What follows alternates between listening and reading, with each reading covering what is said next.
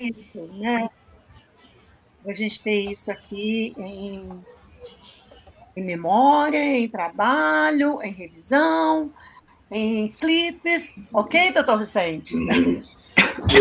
Agora não é Autorizado. Vicente, é doutor Vicente. Posso fazer clipe? Autorizado. Ai, maravilha. Obrigada. Então, é, o nome completo não é só Vicente Pessoa, é doutor Vicente Porfírio Pessoa Júnior, né? É Isso. infectologista brasileiro.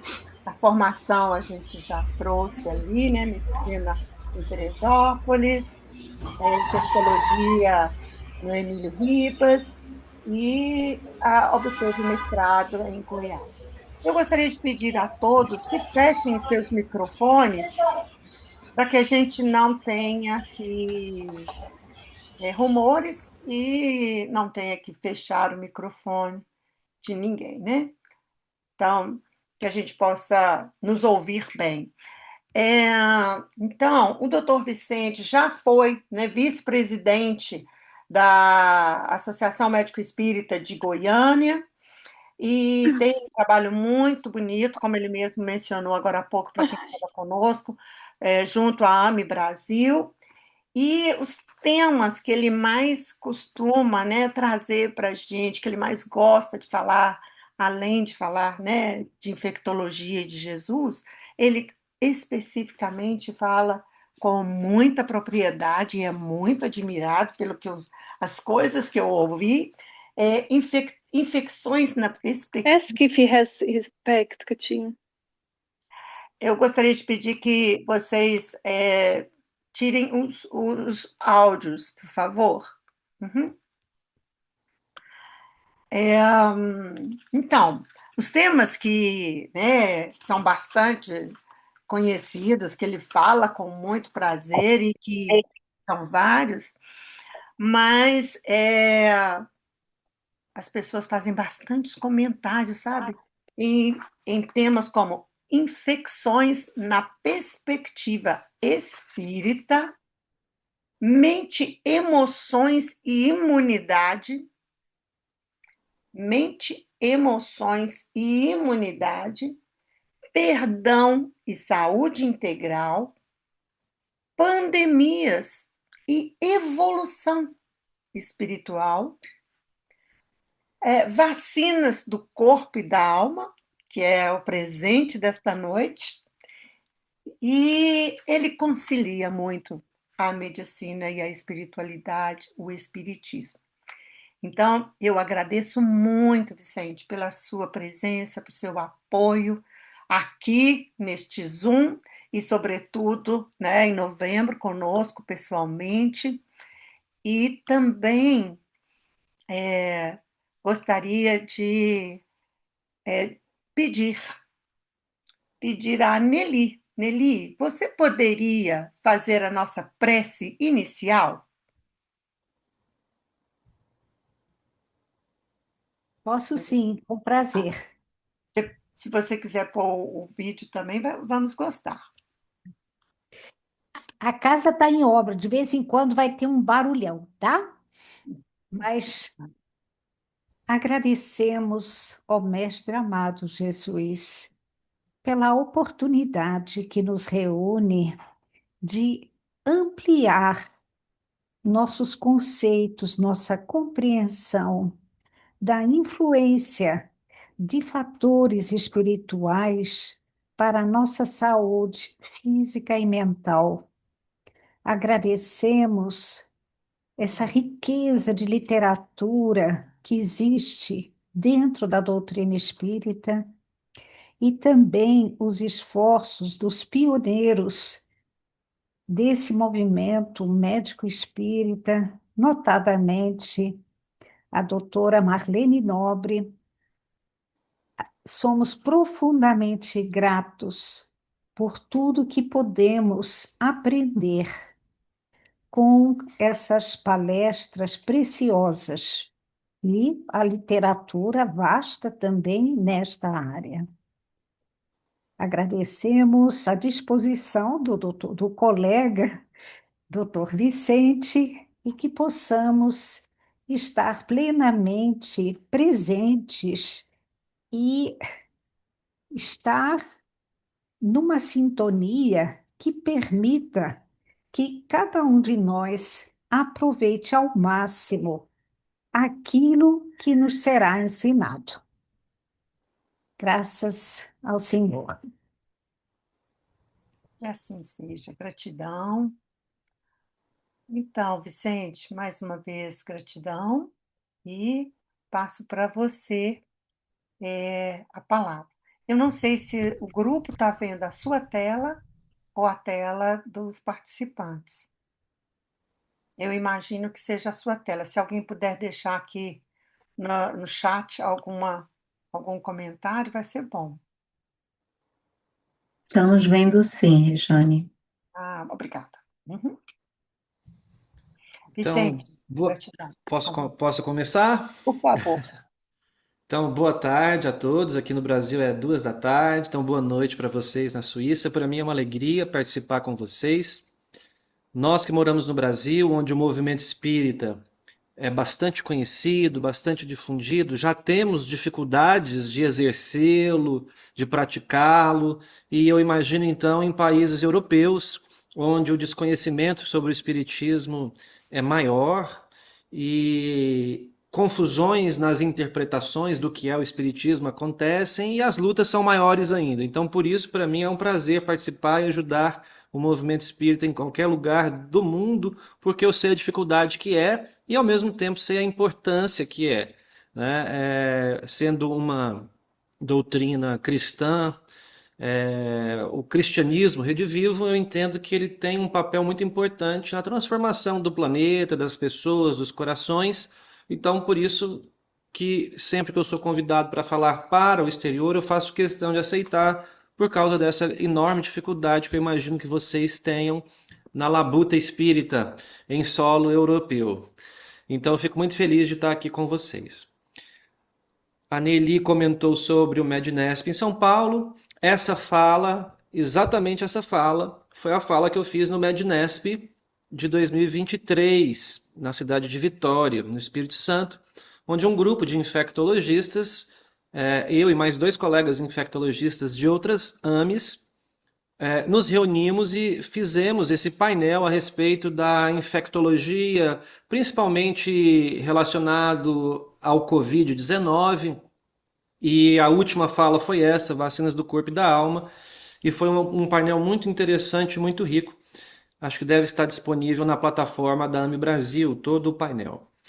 E essa ideia surgiu justamente desses estudos de imunologia, né? Da ideia do que são as vacinas que nós usamos para nos protegermos de micro-organismos, e se existia um paralelo entre elas e o nosso espírito, a nossa alma. Então, foi dessa forma que surgiu essa fala, né? E eu começo mostrando essa imagem.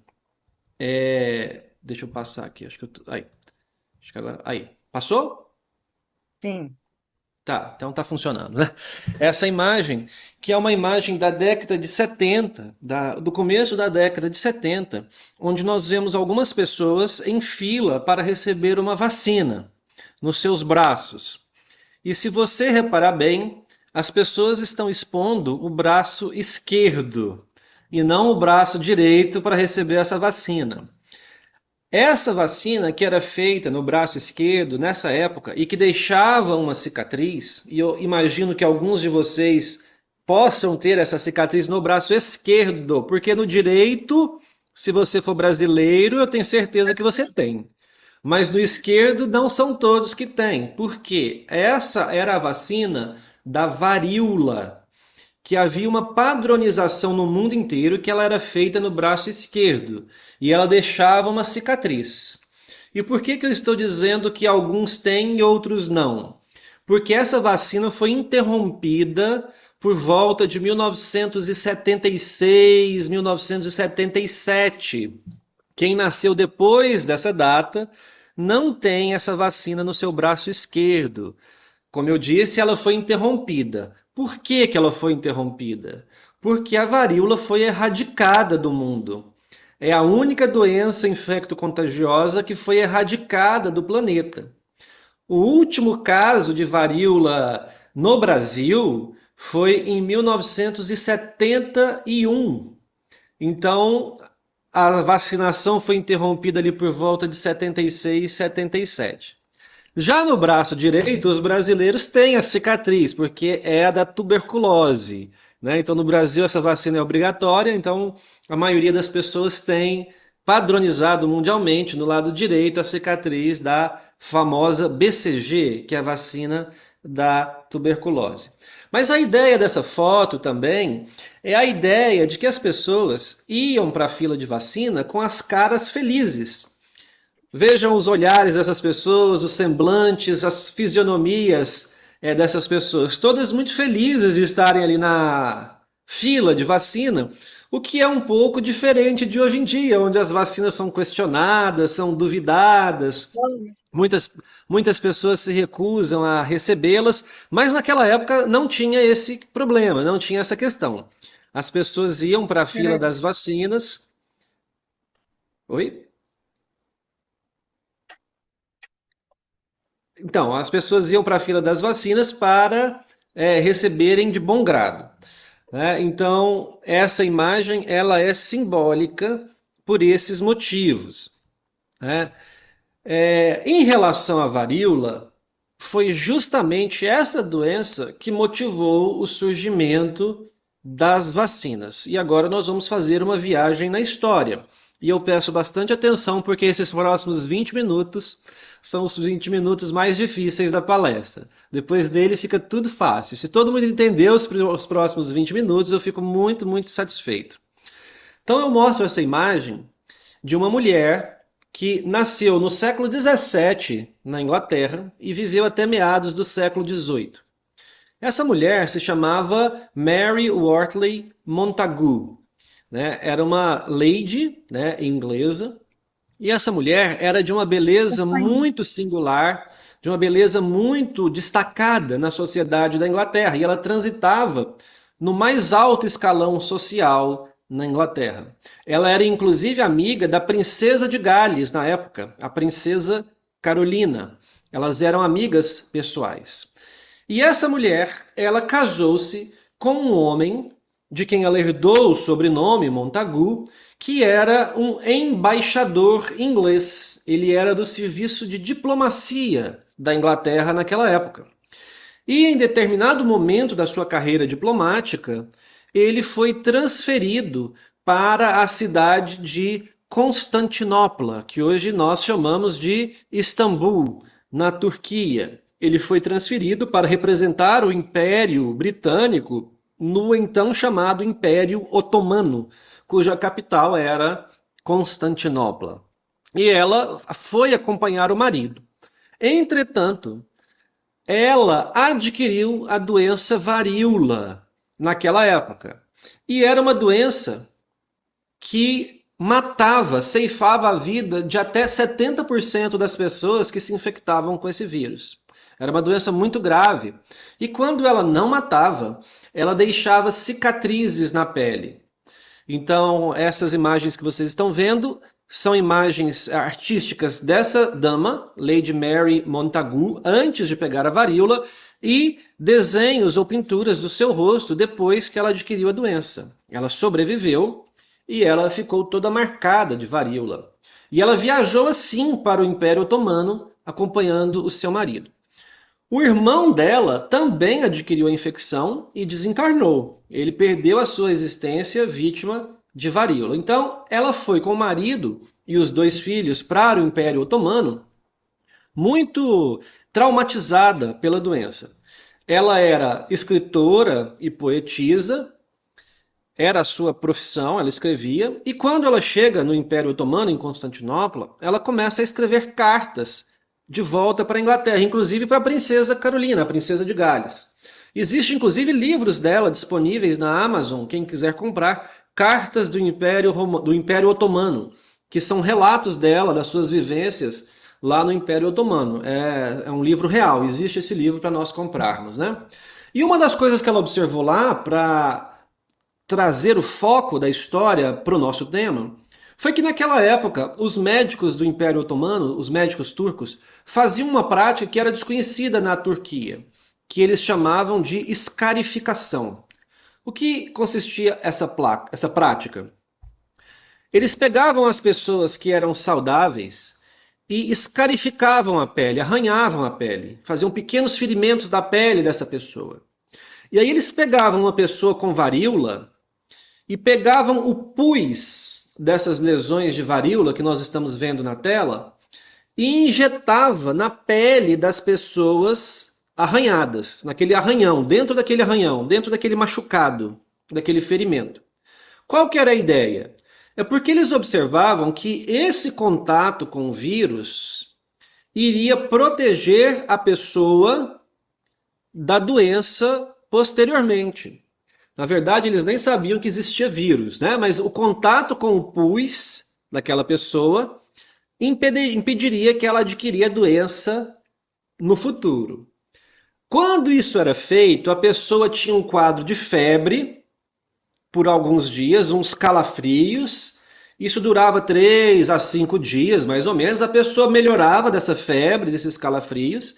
E quando ela era exposta à doença de novo, na rua, em contato com alguma pessoa doente, ela não pegava mais a doença.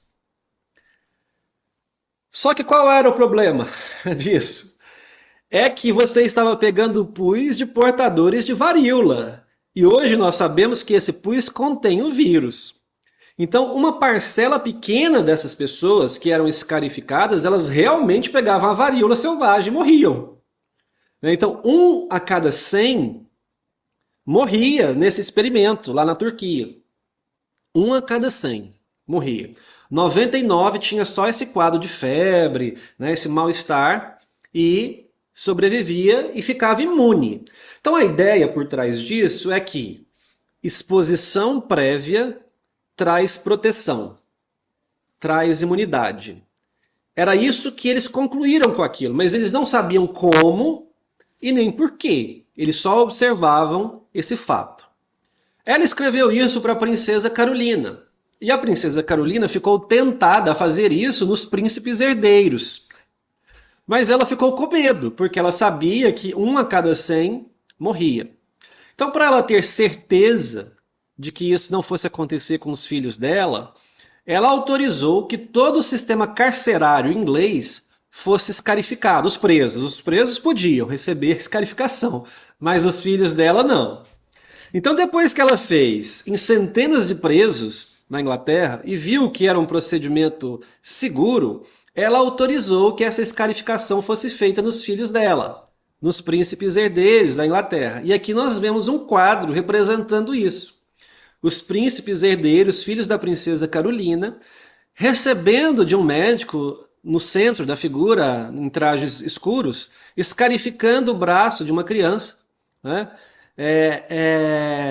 E injetando ali o pus de um paciente com varíola.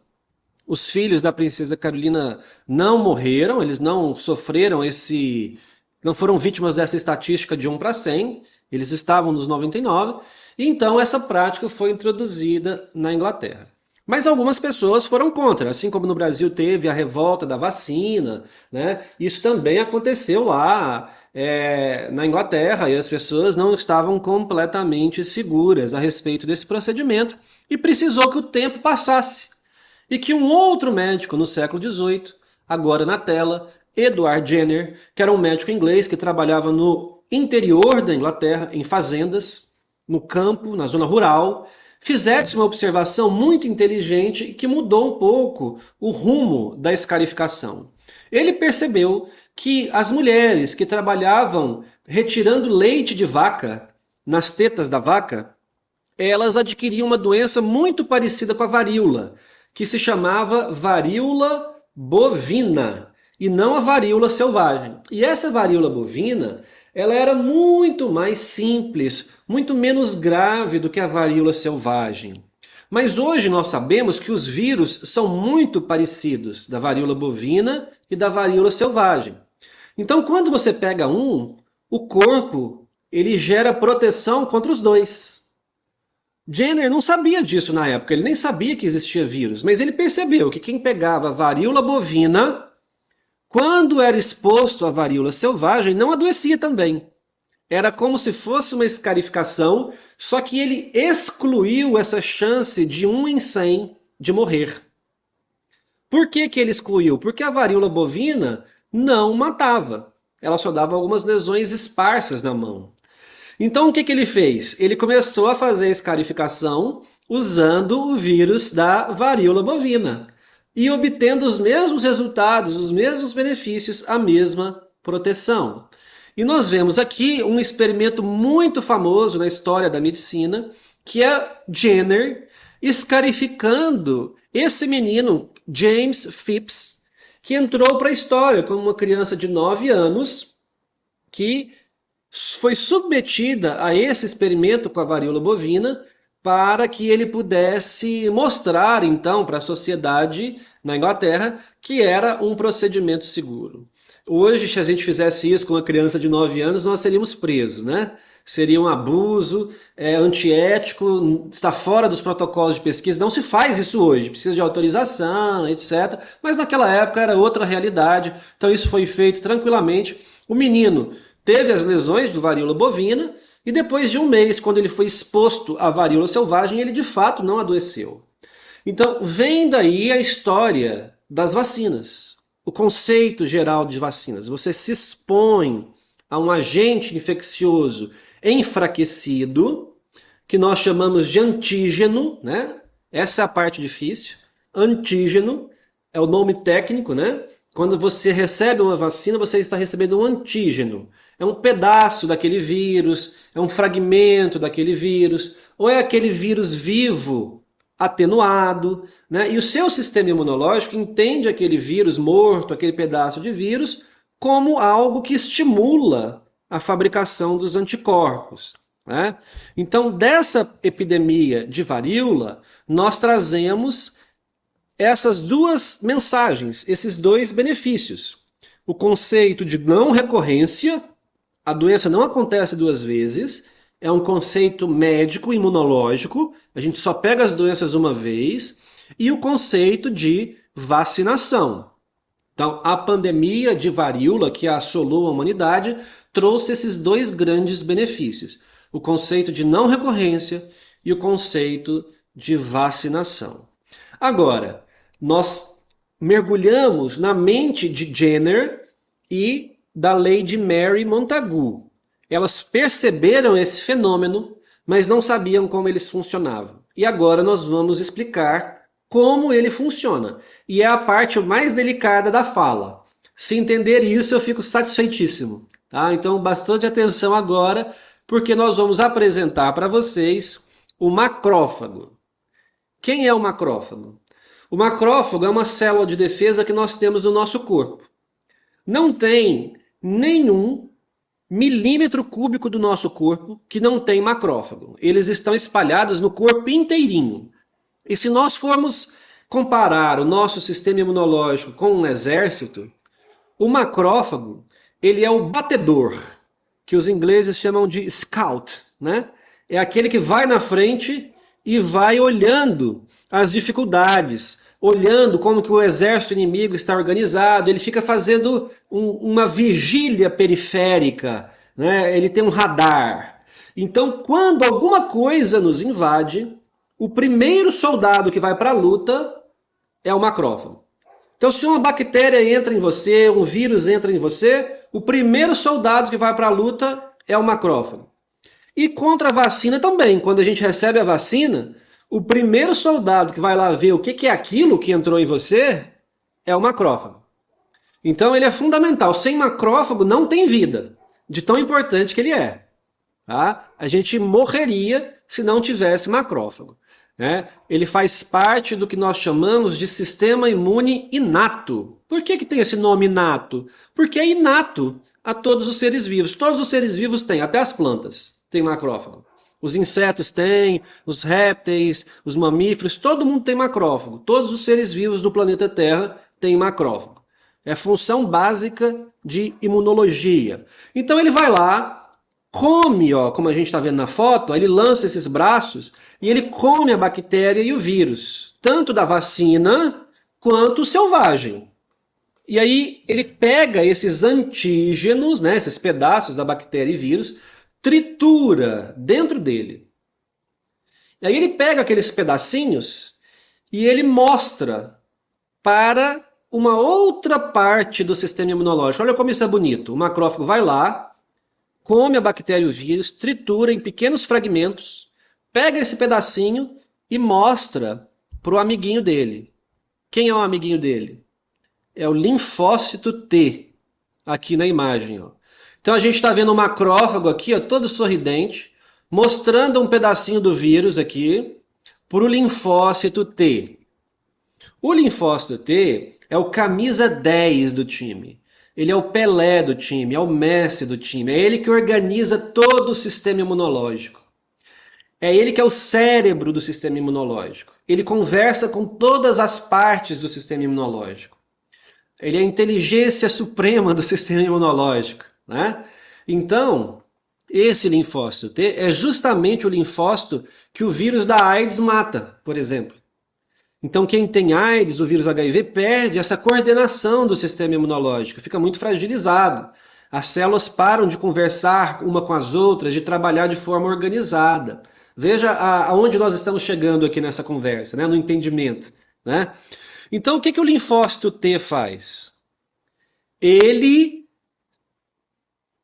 projeta, arquiteta, elabora um projeto de anticorpo, que são aquelas imagens em Y que nós estamos vendo ali no canto. Baseado naquele pedacinho de vírus, ele desenha, projeta, como se fosse um arquiteto, um anticorpo específico para aquele vírus, que encaixa naquele vírus, que encaixa naquele pedaço. E aí esse anticorpo vai funcionar como um verdadeiro míssil teleguiado em direção àquelas bactérias, aqueles vírus. E detalhe, dura para sempre. Esse linfócito, ele fica especializado em fazer só aquele anticorpo para o resto da sua vida. Então você tem linfócitos no seu sangue que fazem anticorpos para a catapora, e só isso que eles fazem. Você tem linfócitos no seu sangue que fazem anticorpos para a cachumba, e só isso que eles fazem para o resto da vida. Isso é lindo? Essa memória imunológica, né? Então, esse processo acontece quando a gente recebe a vacina. Ó. Você recebe a vacina no braço, aquele antígeno está ali no seu braço, o macrófago vai lá, come aquela vacina, fragmenta em pedacinhos, mostra para o linfócito, e o linfócito produz os anticorpos. E fica na sua memória imunológica, no seu sistema imunológico para sempre. Olha que lindo isso. Né? Então, essa ideia de vacina, né, nós vemos aqui, ó, de novo, né, essa imagem, ó, e essa imagem de vida real, de um microscópio. Ó. O macrófago, que é o maior, encostando ali no linfócito e fazendo essa apresentação do antígeno, né, da proteína, do vírus, da bactéria, para o linfócito produzir os anticorpos. Certo? Todo mundo entendeu isso? Se todo mundo entendeu isso, eu estou satisfeitíssimo, tá? Porque vocês acabaram de entender todo o funcionamento do sistema imunológico. Vocês sabem mais imunologia do que estudantes de medicina nesse momento da nossa conversa aqui. E eu fico muito satisfeito se todo mundo entendeu isso, tá? Por quê? Porque é a ideia de exposição prévia a uma agressão, gerando uma resposta para sempre. Guardem isso quando a gente for falar de vacinas da alma. Tá? Essa é uma imagem muito impressionante de irmãos gêmeos. Um foi vacinado contra a varíola e o outro não. Para a gente ver a força desse instrumento de saúde que nós temos na mão. A força protetora desse mecanismo. Como que ele realmente funciona de maneira intensa, significativamente. Né? Um é vacinado, não tem absolutamente nada, e o outro está completamente tomado de lesões de varíola. Isso é uma imagem real. E aí a gente tem noção do desagrado que é essa doença, da gravidade que é essa doença, como ela deixa marcas nas pessoas que sobrevivem a ela. Né? E aí, depois disso, né? Depois que isso foi estudado por Jenner, que descobriu que o mecanismo era esse, o macrófago, o linfócito, etc., desenvolveu-se vacinas para várias doenças e aí nós vemos a força delas, né? Essa é uma imagem que mostra o último caso de varíola no mundo, que não foi um caso de transmissão de pessoa a pessoa, foi um acidente de laboratório. Essa moça trabalhava num laboratório de varíola e se feriu, né? Ela foi descuidada, acabou se ferindo, manipulando o vírus, pegou varíola e faleceu. É o último caso em 1978, no Brasil, em 1971. No mundo, o último caso de transmissão na comunidade, né, de vírus circulando, foi em 77 na Somália, mas depois disso não teve mais casos. E essa imagem mostra a força das vacinas, espero que esteja dando para ver. À esquerda, em vermelho, o número de casos que foi detectado de determinada doença, e depois à direita, o número de casos depois que foi implantada a vacina. Veja como que várias doenças estão ali, ó, difteria, hepatite B, sarampo, cachumba, coqueluche, varíola, tétano, catapora, todas estão ali, né? E veja que a seringuinha que estava vermelha, bem cheia de casos, agora está preta do outro lado, quer dizer, pouquíssimos casos depois que as vacinas foram implantadas, né? Eu costumo dizer que as vacinas são vítimas do próprio sucesso. Elas são tão boas e tão eficazes que as gerações mais novas não viram as doenças. Então elas acham que não precisa vacinar, porque as doenças não existem. De tão eficazes que as vacinas são, né? Elas são vítimas do próprio sucesso. Quem já viu um caso de cachumba, um caso de sarampo, né? Um caso de paralisia infantil, um caso de varíola, nunca mais esquece, né? E essas pessoas acabam valorizando as vacinas, reconhecendo que essas doenças desapareceram por causa das vacinas. Para você ter uma ideia, eu tenho quase 25 anos de formado, eu nunca vi um caso de sarampo. Nunca vi um caso de sarampo, nunca vi paralisia infantil, graças a Deus nunca vi varíola, porque são doenças que não existem. E eu sou dessa especialidade. E eu não vejo essas doenças porque as vacinas foram tão eficazes em praticamente erradicá-las. Então, essa parte foi o início e acabou a parte difícil, né? Então agora aí a gente entra na parte espírita, que eu acho que é a parte que todo mundo tem mais familiaridade, e nós vamos usar as ideias dessa primeira parte na segunda parte. O que é então estar imune? Quando eu falo, eu sou imune à catapora, o que significa isso? Eu resisto à ação daquele vírus, né? Que resiste à ação de agentes patogênicos. É isso que é estar imune, né? Então essa pergunta nós vamos transferi-la para a alma. Quais são os agentes patogênicos da alma? Como essa ideia, o conceito de exposição prévia, de não recorrência e de vacinação se aplica à alma? Em que circunstâncias? E como? E para quê? Qual o objetivo disso? Né? Existe, de fato, um paralelo entre esses conceitos biológicos e a alma? Então, nós perguntamos de início para entendermos isso. O que é a alma, então? Né? Já que nós queremos aplicar a alma. No Livro dos Espíritos, na pergunta 134, os Espíritos respondem que a alma é o Espírito encarnado. Então, nesse momento, nós aqui somos almas, espíritos encarnados. O que era a alma antes de se unir ao corpo? Espírito. Então, é a mesma coisa em situações diferentes. Uma no plano espiritual, espírito, e a outra no plano material, alma. E Allan Kardec, então, muito perspicaz, faz exatamente essa pergunta. As almas e os espíritos são, portanto, idênticos. A mesma coisa? Sim. As almas são, senão, os espíritos. Então, se nós estamos querendo responder a pergunta, quais são os agentes patogênicos da alma, nós poderíamos perguntar quais são os agentes patogênicos do espírito encarnado. Ou simplesmente, quais são os agentes patogênicos do espírito. É justo fazer essa analogia. Mas se a alma é um espírito encarnado, o que é uma encarnação? Qual é o objetivo da encarnação? Veja o detalhe da resposta. Deus lhes impõe a encarnação como um fim de fazê-los chegar à perfeição. Então, o objetivo é chegar à perfeição. Isso nos infere a conclusão de que talvez chegar à perfeição somente no plano espiritual não seja possível. É preciso a experiência material, os desafios da vida material. para que nós sejamos estimulados a conquistar determinados valores, né? Então, além disso, de nos estimular a conquistar esses valores, a encarnação tem também o objetivo de colocar o espírito em condições de ser co-criador, de trazer benefícios para a própria raça humana na obra da criação.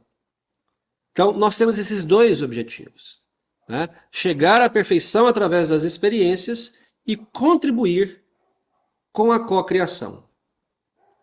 Então, seguindo adiante, já que nós entendemos essas ideias, no livro Ação e Reação, nós vamos ter essa frase extraordinária que André Luiz nos traz. A alma ressurge no equipamento físico, transportando consigo as próprias falhas a se lhe refletirem na veste carnal, como zonas favoráveis à eclosão de determinadas moléstias, oferecendo campo propício ao desenvolvimento de vírus, bacilos e bactérias inúmeras, capazes de conduzi-la aos mais graves padecimentos, de acordo com os débitos que haja contraído.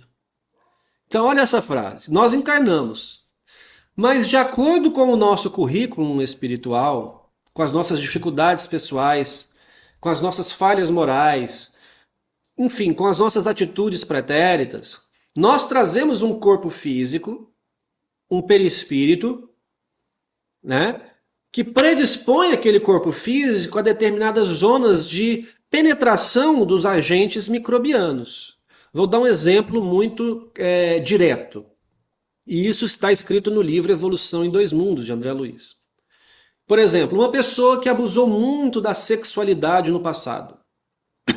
Ela pode nascer com lesões perispirituais, descritas por André Luiz em Missionários da Luz, Evolução em Dois Mundos, na parte dos órgãos genésicos.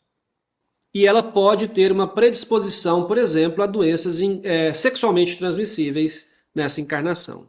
Porque o perispírito lesado, naquele local, não permite que haja uma coesão das células imunológicas. Há uma confusão na conversa entre o macrófago e o linfócito. Eles ficam mais lentos, eles não se comunicam adequadamente, a produção de anticorpos é falha. E o mesmo acontece para pessoas que abusaram da fala, que ingeriram veneno, enfim. Zonas do corpo ficam mais predispostas a essa confusão imunológica devido às lesões do perispírito. Então, André Luiz está dizendo exatamente isso daqui, tá? Que isso é possível e isso acontece. Quando eu entrei na faculdade de medicina e depois na residência de infectologia, eu passei um tempo da minha vida um pouco descrente, sabe? É muito comum isso em médico, né? A gente perde um pouco a fé porque a gente fica muito cientista, fica muito materialista, né? Então eu ficava pensando assim, o que tem a ver o meu passado com o vírus que entrou em mim, né? Se eu tiver anticorpo, eu não vou pegar a doença. Se eu tiver anticorpo, eu não pego a doença. Se eu não tiver, eu pego. É um vírus que está entrando, não tem nada a ver com o meu passado, né? E aí depois eu caí na real, depois que eu li essa frase do André Luiz, né, de que tem tudo a ver, por causa das lesões do perispírito que desfavorecem o sistema imunológico, né, o funcionamento adequado dele, né? Então ele esclareceu muito bem nessa frase. Mas olha só, no mesmo capítulo ele traz a esperança, a consolação. Ele diz o seguinte, mas essa mesma alma, esse mesmo espírito encarnado, carrega consigo as faculdades de criar no próprio cosmo orgânico todas as espécies de anticorpos, imunizando-se contra as exigências da carne. Faculdades essas que pode ampliar consideravelmente pela oração, pelas disciplinas retificadoras a que se afeiçoe, pela resistência mental ou pelo serviço ao próximo, com que atrai preciosos recursos em seu favor. Não podemos esquecer que o bem é o verdadeiro antídoto do mal. André Luiz não está falando apenas de anticorpos biológicos, como nós vimos os linfócitos produzirem. Ele está falando da imunologia da alma. Ele está falando de exposições prévias morais que faz com que nós construamos anticorpos morais. espirituais.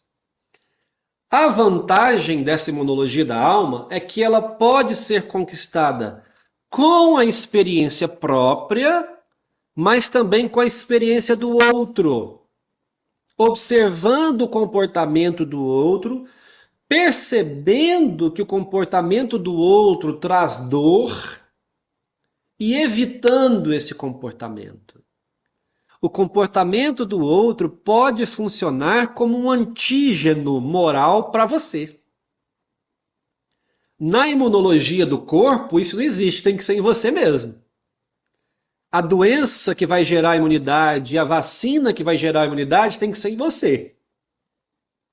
O antígeno biológico tem que ser em você. Já o antígeno moral, ele pode vir de você, é uma experiência prévia dolorosa que você participou, que você construiu, e a dor foi tamanha que gerou anticorpos em você capazes de evitar que você faça aquilo novamente.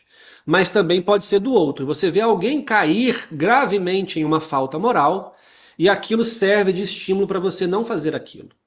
E pode ser além, pode ser até com um livro. Você lê numa história de um livro, por isso que é importante o estudo, para consolidar a fé, o conhecimento, e baseado naquele ensinamento você constrói os anticorpos. Exemplo prático. Durante anos eu não perdoei uma pessoa. De repente, quando eu finalmente consigo perdoá-la, eu percebo que o perdão, ele de fato traz felicidade. Ele de fato traz tranquilidade, traz paz, traz leveza. Mas eu precisei me expor primeiro ao antígeno da mágoa, que me trouxe péssimas repercussões orgânicas e mentais, para que eu produzisse os anticorpos que me levariam ao perdão. Então, essa é a ideia geral da imunologia da alma. E isso está em acordo com o Evangelho de nosso Senhor Jesus Cristo. André Luiz deixa isso claro lá em Evolução em Dois Mundos, quando ele traz esse texto extraordinário. E ele diz assim: amparo aos outros, cria amparo a nós próprios. Motivo porque os princípios de Jesus, desterrando de nós a animalidade e o orgulho, a vaidade e a cobiça, a crueldade e a avareza, e exortando-nos à simplicidade e à humildade, à fraternidade sem limites e ao perdão incondicional, estabelecem, quando observados, olha a expressão que ele usa, a imunologia perfeita em nossa vida interior, fortalecendo-nos o poder da mente na autodefensiva contra todos os elementos destruidores e degradantes que nos cercam, e articulando-nos as possibilidades imprescindíveis à evolução para Deus. Olha a profundidade e a beleza desse texto e a expressão que ele usa. André Luiz está comparando a prática do Evangelho de Jesus, dos ensinamentos de Jesus, a um tratado de imunologia moral, de produção de anticorpos contra coisas que nos fariam adoecer gravemente como espíritos. É isso que ele está dizendo aqui, nesse trecho extraordinário, lá em Evolução em Dois Mundos, no capítulo 20 da segunda parte. E Emmanuel também reforça essa ideia de imunologia, né, nesse texto aqui, do livro Falando à Terra. Com o tempo, aprenderemos que se pode considerar o corpo como prolongamento do espírito, e aceitaremos no Evangelho do Cristo o melhor tratado de imunologia contra todas as espécies de enfermidades. Vivendo a mensagem cristã, a mensagem de Jesus, nós produziremos anticorpos espirituais contra a inveja, contra o nosso próprio orgulho, contra a nossa própria vaidade, contra a nossa própria incapacidade de perdoar. Nós desenvolveremos essa capacidade de perdoar, né? E isso é fundamental para a nossa evolução como espírito, né? Por que nós encarnamos? Para evoluir. Estava lá na pergunta 132 do Livro dos Espíritos. Isso é fundamental, né? A vivência desses ensinamentos de Jesus. Esse texto chamado Vacinas da Alma está no livro Busca e Acharás, do André Luiz, também psicografado por Chico Xavier. Eu não vou ler o texto inteiro, né? Vou ler a parte que está ali em amarelo, que é o que nos interessa, né? Diz o seguinte: observe que do campo mental aos lábios nós temos um trajeto claramente controlável para as nossas manifestações. O que ele está dizendo ali? A gente pode até pensar uma coisa, mas não fale aquilo, se for desagradável. Existe uma distância do pensamento até o lábio. E essa distância ela existe para que a gente corrija o pensamento, corrija a fala, não permita que o nosso verbo seja agressivo. Né? Então nós temos essa oportunidade, não seja impulsivo. Né? Use essa distância, né? São os famosos contar até 10, que a nossa mãe nos ensinava. Conte até 10. Ou o famoso copo de água do Chico Xavier. Vocês conhecem essa história? O Chico bebia água, mas não engolia não, deixava ela dentro da boca. Para que ele não conseguisse retrucar as pessoas, para que ele não conseguisse responder às pessoas de maneira impulsiva. Né? Então eu uso muito isso, eu bebo água e fico segurando dentro da boca. Né? Que é o respeito a essa distância entre o pensamento e a fala. Né? Por isso mesmo, tão logo a ideia negativa nos alcance a cabeça, busquemos arredá-la. De vez que um pensamento pode ser substituído de imediato, no silêncio do espírito, ao passo que a palavra solta é sempre um instrumento ativo em circulação. Sempre que nos decidimos a usar esse processo de imunização. Veja só, como essa expressão ela é repetida, como ela é insistida. Como os espíritos trazem essa ideia comparando com o processo de vacinação, de imunização, de exposição prévia, de produção de anticorpos para sempre, de não recorrência, que nós estudamos com as vacinas, né? Contra muitos males, né? E nós evitaríamos bastante dor, bastante sofrimento, se nós assim agíssemos. Então, para encerrar, né, porque eu acho que a ideia e a mensagem já foi transmitida, eu gostaria de trazer um trecho do grande médico das almas, o Dr. Bezerra de Menezes, patrono das AMES, que foi quem estimulou a doutora Marlene Nobre a fundar esse movimento médico espírita. O Dr. Bezerra diz assim: o homem precisará ainda de muitas vacinas até alcançar a saúde integral do espírito. Enquanto isso, continuamos orientados quanto à necessidade de cuidarmos do corpo e da alma, atendendo às orientações da medicina da terra, mas, sobretudo, não olvidando os apelos da medicina do céu, através do uso diário dos remédios, da oração, do amor, da humildade, do perdão e da caridade. Vacinem o corpo, sim. Não esqueçam, porém, de vacinarem a alma.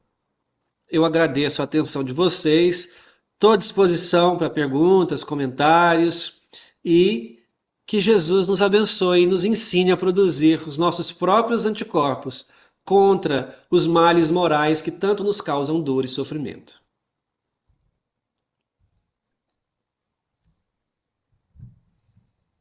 Gratidão, gratidão infinita, foi muito bom.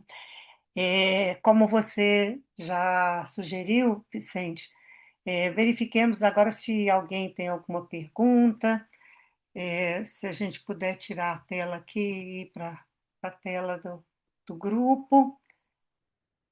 Como é que está aí para todo mundo? Quem gostaria? Quem tem alguma dúvida?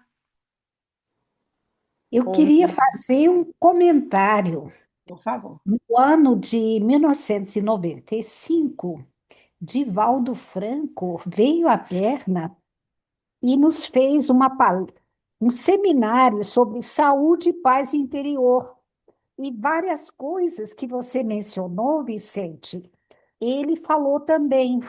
E foi algo muito bom, muito útil para nós. Vou desligar o som, que o barulho aqui está. Não, mas fico feliz de que eu tenha falado coisas ressonantes com a fala desse grande missionário do amor, desse profundo conhecedor do Espiritismo que foi o Divaldo, né? Então significa que a ideia é a mesma e provavelmente ela deve estar no rumo certo, né? Então eu fico muito feliz com o seu comentário, né? por causa disso. Obrigado por ter trazido essa informação.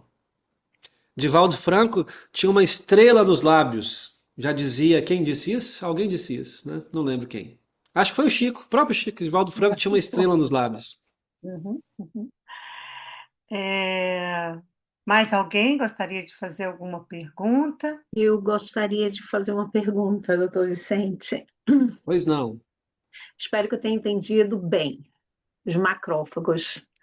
É, cada sistema do nosso corpo tem a sua própria equipe de macrófagos, né? Por exemplo, no pulmão ou no sistema linfático, cada um tem o seu exército. É isso que eu entendi? Porque cada um Os tem que macrófagos, defender, né? eles são células, né? Uhum. Então eles estão espalhados no corpo inteiro. Então você tem macrófago no sangue, você tem macrófago no pulmão, no olho, no rim, no coração. Você tem macrófago em todo lugar, na pele, em qualquer lugar. Olha um exemplo para você entender o tanto que isso é impactante a presença deles.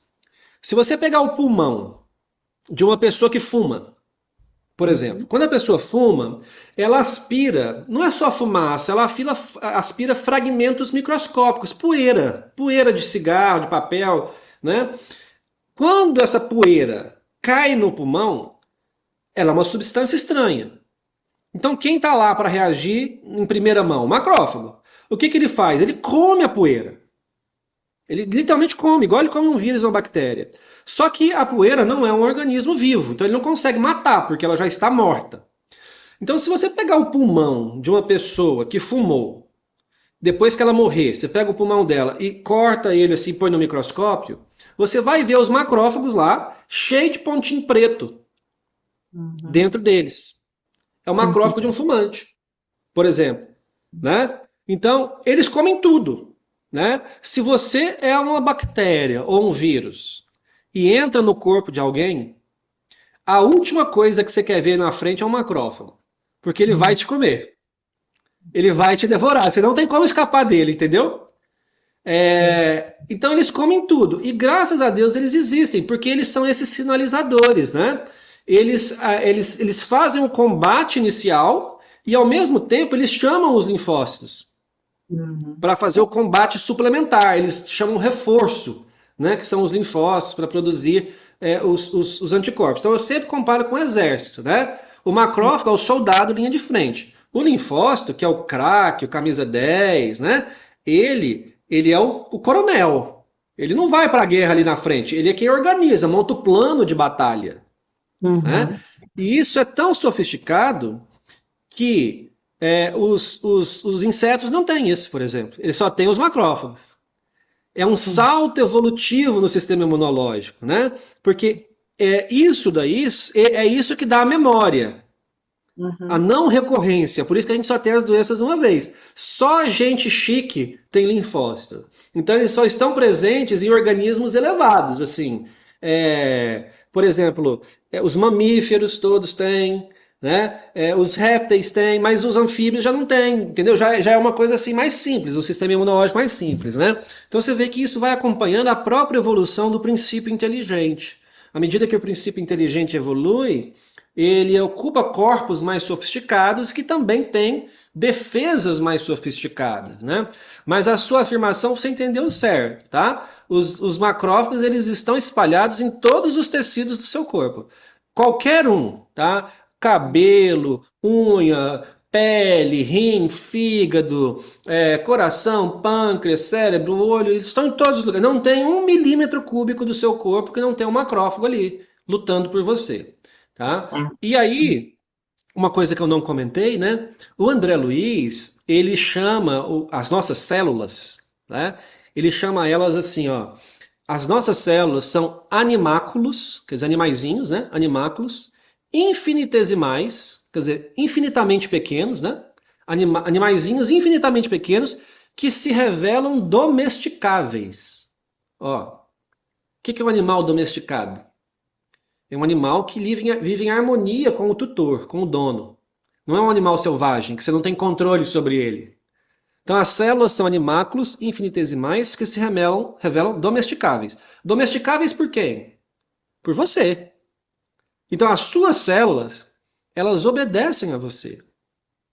Então, se você dá ordens para ela de raiva, mágoa, tristeza, elas vão se comportar de uma forma, com os seus pensamentos, né? A ordem vem pelos pensamentos. Agora, se você tem pensamentos serenos, pacíficos, amorosos, suaves, caridosos, se você não tem guarda-mágoa, não tem ressentimento, as suas células recebem outra mensagem. Elas se comportam de outra forma. Então, o André Luiz ainda fala isso, que isso daí tem influência na coesão do sistema imunológico.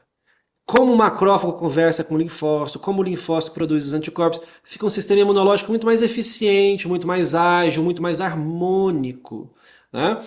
Então, olha onde nós estamos chegando. Né? Nós estamos chegando, estamos dizendo aqui, baseado em André Luiz, que o pensamento influencia o quão eficiente é o seu macrófago, o quão eficiente é o seu linfócito e a conversa entre eles. É isso que nós estamos dizendo.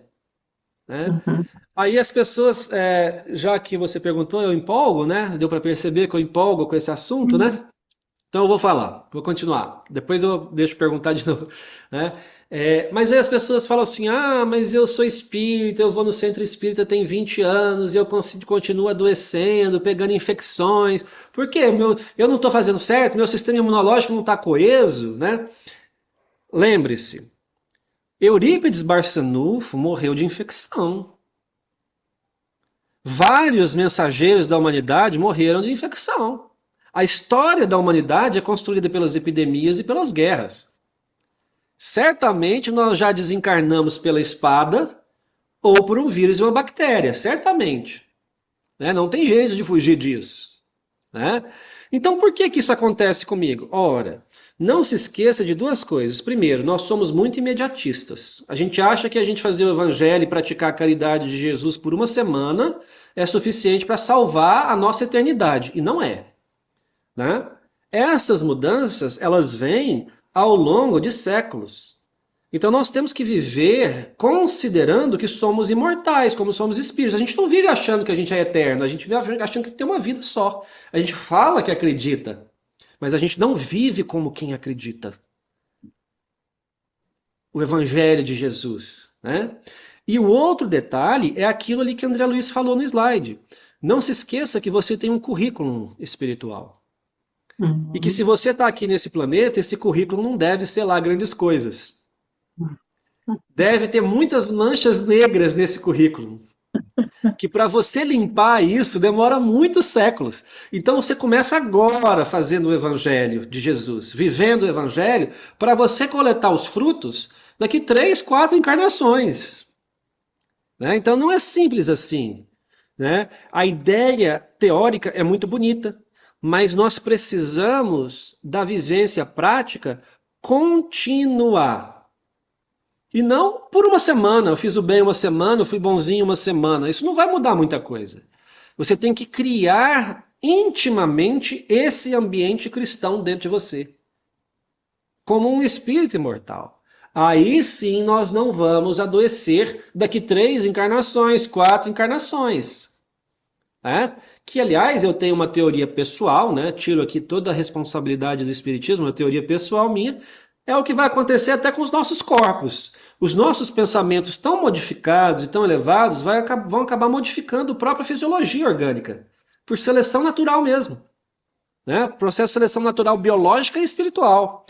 É assim que os corpos no planeta de transição e nos mundos felizes são menos materializados, as pessoas não adoecem, né? Enfim, eu acho que essa é uma tendência natural para daqui a alguns milênios na Terra, tá? Mas é preciso o exercício contínuo, muito mais do que em uma existência. Né? Então, não sejamos tão imediatistas assim, mas não esqueçamos de começar agora. Isso. Né? Gente, Obrigada. nós estamos a 1 minuto do nosso horário, né? Não, no nosso horário. A Cláudia queria fazer uma pergunta. Se todos estiverem de acordo, a gente pode verificar o que é que a Cláudia gostaria de saber, ou a gente pode fazer a prece e depois continuar com algumas perguntas, se alguém mais tiver pergunta. Cláudia, você tem uma pergunta ainda ou ela já foi respondida? Eu até tenho, mas podemos fazer a prece, tá? Porque eu acho que o doutor Vicente agora já botou muitas das coisas que eu queria O que perguntar você e queria colocar, perguntar? tá Então, bem? tá bom. Eu E eu posso também estou numa sala de espera aqui, um Ah, pouco, tá bom. tá? Se der Aham. depois, Se você quiser escrever, pode escrever aí. Eu vou pedir, verificar tá aqui bom. se a Valéria, né, a dirigente da UCES, se ela poderia fazer a prece de encerramento, de agradecimento para a gente. Posso sim. Uhum. Eu te agradeço, então. Então, Senhor Jesus, unamos nossos corações no amor, depois desses ensinamentos, Senhor, que possamos dedicarmos mais ao nosso próximo, possamos dedicarmos mais também à saúde do nosso corpo físico, mental, à saúde também dos nossos irmãos que também precisam de nós, e que a tua paz esteja com cada um deles, cada um desses que nos procuram, que em nós refúgio procuram, e que eles possam ser atendidos também por ti e por essa espiritualidade maravilhosa que está sempre nos ajudando e nos alertando. Ilumina e protege a cada um de nós aqui nesta sala, Senhor. Aqueles também que não puderam participar, ao Dr. Vicente por esta palestra maravilhosa, por tantos ensinamentos que ele passou para a gente agora, que ele consiga seguir na sua caminhada, na sua jornada de estudos, trabalhos e tantas outras coisas que ele tem o que fazer, Senhor, não só como ele, e a equipe dos médicos, e a toda essa equipe espiritual também, que os trabalhos nunca cessam, e que a paz de Jesus esteja com cada um deles. Ilumina a nossa semana, comecinho de semana, nos nossos trabalhos, nos nossos caminhos, nos nossos irmãozinhos nas ruas, nas penitenciárias, nos abrigos, nos asilos, nos enfermos, nas enfermarias dos hospitais, em tantos outros lugares onde haja um sofrimento, Senhor. Que esta luz que agora aqui paira para cada um de nós seja transmitida também para todos eles. Encerramos mais uma palestra na noite de hoje, em teu nome, Jesus, em nome de toda a equipe. Que assim seja. Gratidão. Então, queridos, queridas, se alguém tiver ainda alguma pergunta, o doutor Vicente falou que tem alguns minutinhos a mais para a gente, não é isso? É, Cláudia, você gostaria de. Você não escreveu, você gostaria de escrever ou deixar ou falar aqui agora? Posso falar rapidinho, que na verdade um pouco é um comentário, outro é uma pergunta, né? Pelo que eu entendi, doutor Vicente, uma vez você imunizado pela vacina material, vamos chamar assim, você está, aqueles Yzinhos lá dos leucócitos estão respondendo para o resto da vida, quer dizer, você está imunizado para sempre. E aí, fazendo um pouquinho da analogia com o espiritismo, eu percebo assim o quanto é importante, né, o quanto é necessário a questão do conhecimento, porque a gente vive, vamos falar de uma coisa mais concreta, a gente vive um período muitas vezes um período de negacionismo pela falta do conhecimento. Só que quando a gente fala em evolução, né, no caso espiritual, não é só o conhecimento que vai contar, né? Porque a gente se progride e evolui intelecto e moralmente. Então, a minha observação seria, né, ou minha pergunta, através das reencarnações, né, de cada uma das reencarnações, aonde a gente vai adquirindo experiências, conhecimentos, vai aprendendo, né? Então, no momento que você aprendeu e transformou esse aprendizado em ação, você está imune daquele problema, você está imune para o resto das suas encarnações. Provavelmente você tenha que aprender outras coisas e assim sucessivamente. Eu acho que essa foi a minha vamos dizer assim, o meu aprendizado de hoje, né? A necessidade da gente conhecer e aplicar aquele conhecimento para que ele se torne realmente um aprendizado, que ele seja aprendido, né? Adequar palavra e ação, conhecimento e ação nessa etapa evolutiva que a gente vive. Era E isso, também, obrigada. Muito para obrigada pela palestra, foi encantadora. Obrigado, eu. É exatamente isso, tá? A mensagem é essa, né? Essa palavra conhecimento que você usou, ela pode ser expandida para conhecimento teórico, o estudo, mas o conhecimento vivência, você viver, né? Isso também é conhecimento, né? Eu tive uma vivência, uma experiência de uma situação muito difícil, de orgulho, de vaidade, e eu aprendi com aquilo. Isso é conhecimento também, né? Então eu me expus àquilo, aprendi, nunca mais caio naquele erro. Essa é a ideia, naquele erro moral, né? Então eu estou imune àquele erro, né? A minha alma foi vacinada porque eu aprendi, eu passei por aquela experiência, ou eu estudei aquela experiência através de um livro, ou através da observação da vida de alguém que caiu naquele erro, né? E aí a partir daquele momento eu não caio mais naquele erro. O André Luiz, no livro Agenda Cristã, me lembrei que agora, ele tem uma frase assim, olha, se você tem 2 semanas de conhecimento cristão, você já sabe exatamente como você deve se comportar. 2 semanas. E cá estamos nós há milênios, caindo nos mesmos erros, não nos imunizando, né? Mas ele fala isso. Muitas pessoas acham muito rigoroso essa fala de André Luiz, mas ele tem razão. Se você lê o Evangelho de Jesus 2 semanas, assim, você já sabe exatamente que aquele evangelho, aquela mensagem tem força de verdade. Você já entendeu que aquilo ali é transformador, né? Que aquilo ali é revolucionário no espírito moral, né? No sentido moral, aquilo é uma revolução moral, é um salto, né?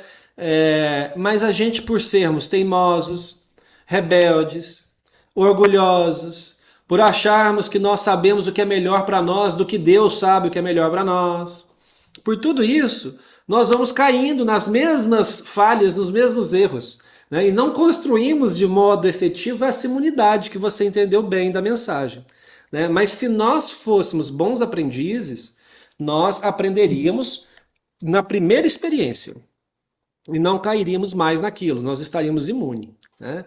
Então, a mensagem central dessa fala é essa que você entendeu muito bem.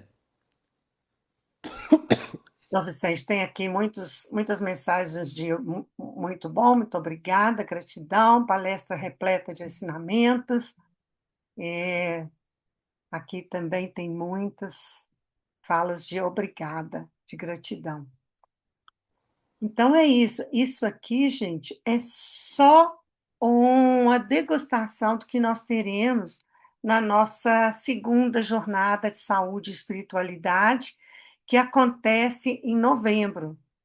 7 e 8 de novembro nós estaremos, o doutor Vicente vai estar pessoalmente com todos nós vamos poder é, desenvolver um pouco mais sobre essas questões de saúde e espiritualidade. E eu conto com a presença, eu e toda a equipe, contamos com a presença de todos vocês. Em nome de todos, eu desejo agradecer, doutor Vicente, a sua presença, seu apoio aqui hoje, nesta tarde, para você, e, sobretudo, lá né, na Suíça, em novembro. Gratidão infinita por todo este apoio. De Muito minha obrigado. Obrigado a parte, todos. de minha parte, podemos encerrar. Tá bem assim para todos? Todos estão bem? Então, gratidão infinita a todos. Fiquem com Deus e até breve.